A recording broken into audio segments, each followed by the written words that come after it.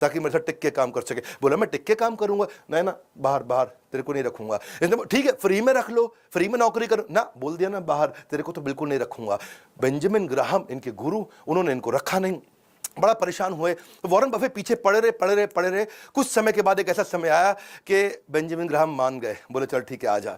और ये वहां से फिर न्यूयॉर्क शिफ्ट हुए, वहां आए, न्यूयॉर्क में आकर के बेंजामिन ग्राहम के साथ में काम करने लगे। सारे स्टैंडर्ड एंड पुअर्स की रिपोर्ट पढ़ना, S&P की रिपोर्ट्स पढ़ना, इन्वेस्टमेंट अपॉर्चुनिटी ढूंढना, P&L को समझना, कैश फ्लो स्टेटमेंट्स को समझना। जब जिस समय यंग लड़के प्ले बॉय मैगजीन है जी, जहां पे आप देखते हैं कई देवियों के चित्र होते हैं अलग अलग प्रकार के, जिसमें वो कम कपड़े पहन के रखती है, उनके चित्र देखते थे। ये उस समय बैलेंस शीट देखा करते थे। ऐसे भयंकर फोकस्ड आदमी थे। बेंजामिन ग्राहम और वॉरेन बफे की जोड़ी ने कमाल कर दिया। वॉरेन बफे खूब सीख रहे थे, लेकिन फिर एक ऐसा समय आया कि वॉरेन बफे और बेंजामिन ग्राहम की थ्योरीज में फर्क आ गया। बड़ा फर्क था। बेंजामिन ग्राहम क्या कहते हैं कि भाई ये खाली बैलेंस शीट और इनकम स्टेटमेंट देखो, कंपनी का कैश फ्लो स्टेटमेंट देखो, बहुत है, इससे समझ में आ जाए कंपनी चल रही है कि नहीं चल रही, चलेगी कि नहीं चलेगी। ये बोले नहीं नहीं, वो क्वांटिटेटिव है, वो नंबर है, मेरे को मैन पावर भी देखनी है, मुझे लीडरशिप भी देखनी है। वॉरेन बफे मानते थे केवल हमारे को परफॉर्मिंग बिजनेस नहीं देखना है, हमें क्वालिटी बिजनेस देखना है जो आगे तक चलेगा। आज चल रहा है मतलब ये नहीं कि आगे चलेगा। बात समझना, शेयर मार्केट के पावरफुल प्रिंसिपल देने वाला भैया वॉरेन बफे का वीडियो है। मेरे वीडियो बाकियों की तरह तो होते नहीं, गेम चेंजिंग है, क्योंकि यहां बेंजामिन ग्राहम बोलते थे क्वांटिटेटिव मेथड और नंबर चेक कर लो, quantity number, quantitative method number, number समझ लो, समझ आ जाए कंपनी चलेगी। ये बोले ना ना ना, क्वांटिटेटिव के साथ क्वालिटेटिव अप्रोच।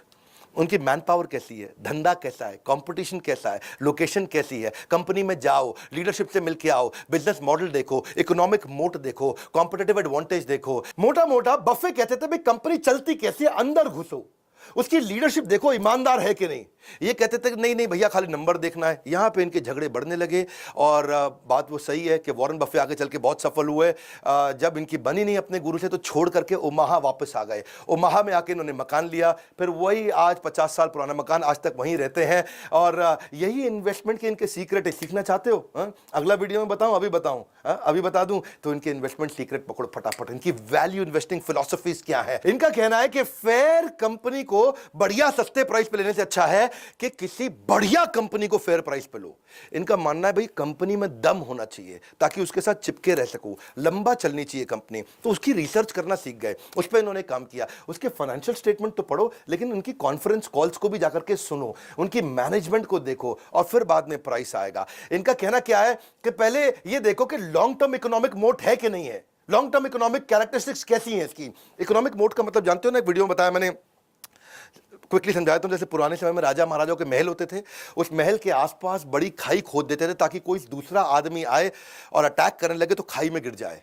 ऐसे ही बड़ी बड़ी कंपनीज कुछ ना कुछ ऐसी चीज अपने पास एडवांटेज, कॉम्पिटिटिव एडवांटेज रखती हैं कि दूसरा कॉपी करने लगे तो खाई में गिर जाए, तो कोई दूसरी कंपनी मेरे को कॉपी ना कर पाए। तो ये